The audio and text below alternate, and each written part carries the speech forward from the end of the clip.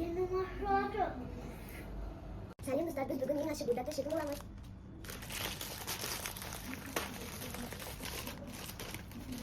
Dostlar ne? No, kusmalarım.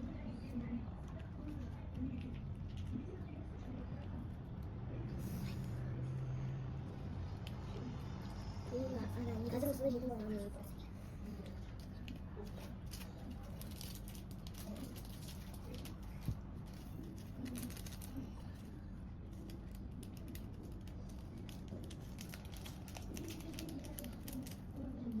Ne? Bana kusmalarım kustu.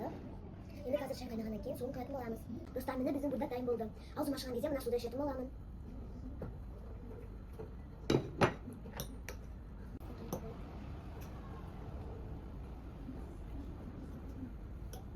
Al şimdi demin koyayım.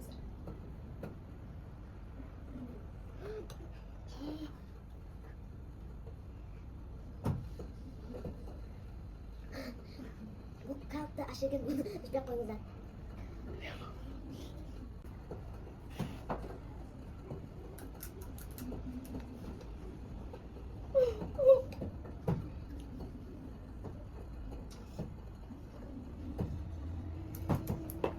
Yeni maşruatı.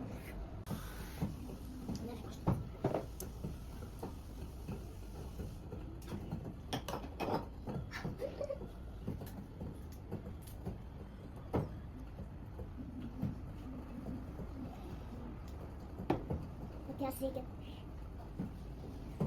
Buna burada işbek koymuşlar. Rahman aşıkın. Yönümüz aşık eti de devam. Bu burada işbek koymuşlar. Sağ olunuzlar. Kilisi videoda kesik gençim.